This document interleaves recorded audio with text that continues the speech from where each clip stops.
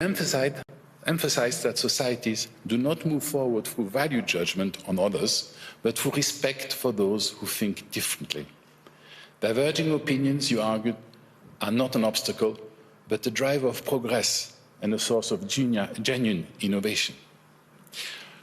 This understanding of dialogue, rooted in listening, proximity, respect, allow me also to express our deepest gratitude to the Swiss government, to the Swiss Parliament, to the canton of Graubünden, to the Swiss Army, and to the police. A special thank you goes to the community of Davos and Cloisters for their decades of exceptional hospitality and partnership.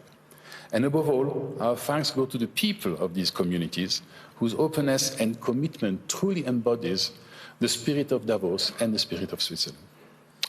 Your Majesties, Excellency, distinguished foreign partners, ladies and gentlemen, it is a particular pleasure to invite now le Président de la Confédération Suisse, Guy Parmelin, to address us. Thank you very much, Guy. The floor is yours.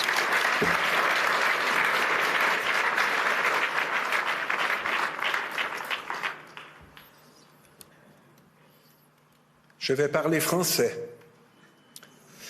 Monsieur Hoffmann. I shall speak French.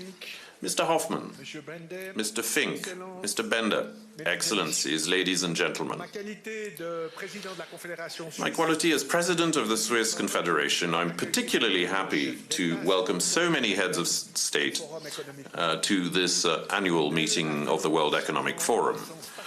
This is particularly meaningful in a year which started with a tragedy for our nation, and Switzerland would like to thank all of the nations concerned for the support and solidarity they expressed during the disaster in Crans-Montana.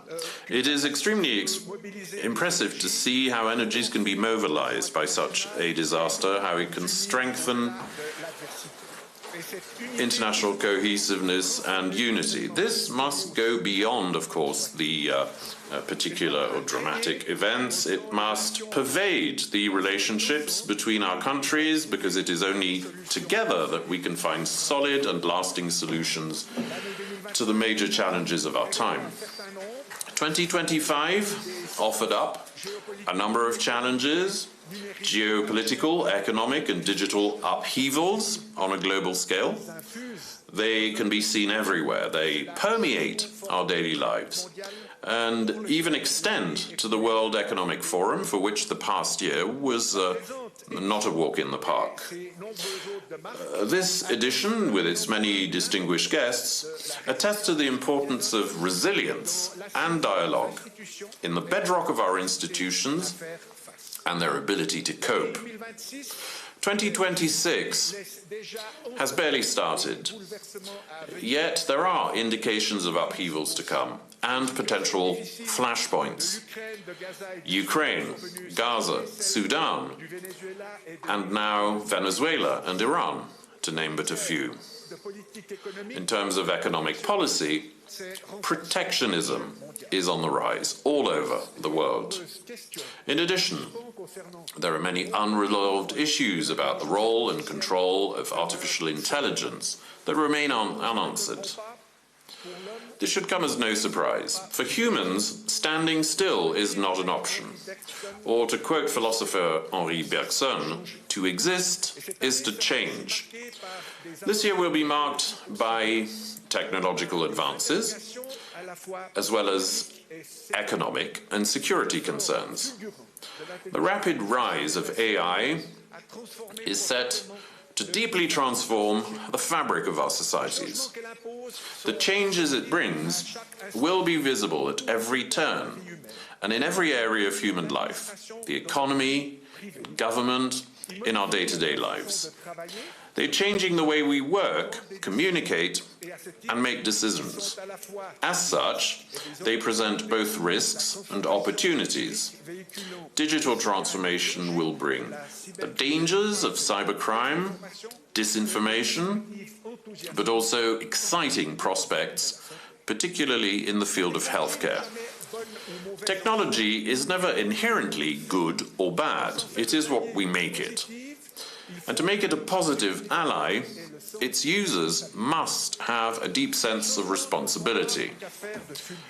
Change is not just a matter of speed. As Economic Affairs Minister, trained in the School of Life, I'm well placed to explain that lasting success depends on early and forward planning. This is a rule that applies to many other sectors, where investments do not generate immediate returns. I'm thinking of research, which also falls under my remit as minister. Long-term thinking is necessary in any situation. It is particularly necessary in times of upheaval. It can help us to drive progress while remaining true to our fundamental values, without forgetting their meaning or their role. Excellencies, ladies and gentlemen, Switzerland draws its strength from the consistency that helps to ensure political stability. Consistency is not a source of stagnation. On the contrary, it is the foundation of progress. Our country is fortunate enough to have an excellent education and research system with a capacity for innovation that recognized far beyond its borders. With its open, export-oriented economy, Switzerland is an integral part of the global economy. The Federal Council is of that economy.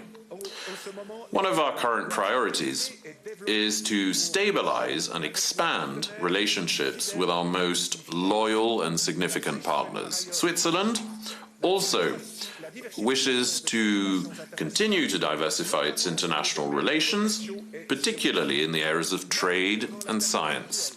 Even in the current climate, which is prone to protectionism, we believe in the success of free trade and wish to continue expanding our networks of agreement. To achieve this, we must be able to conduct negotiations on an equal footing, yielding good results for the benefit of all parties. Agreements of this kind, which are mutually beneficial, don't happen by chance. We have the ability to build them patiently, one step at a time. Personal contacts and a willingness to engage in dialogue.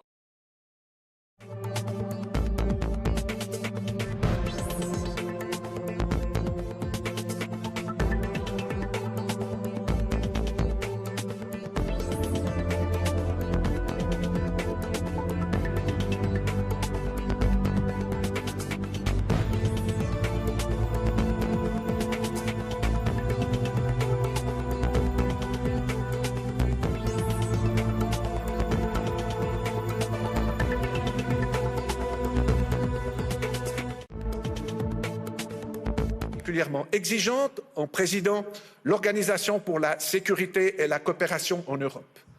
Mais la force diplomatique de notre pays réside également dans sa pratique reconnue des bons offices, à laquelle la Genève internationale offre une scène à la mesure des enjeux en présence. Il faut savoir la Suisse toujours disponible à cet égard. Excellences, Mesdames et Messieurs, nos différentes positions nous offrent des perspectives imprenables sur l'évolution de notre monde et sur les dangers qui le guettent. Elles nous offrent aussi la hauteur de vue et les liens nécessaires pour que ces changements puissent être abordés avec les moyens adéquats et de façon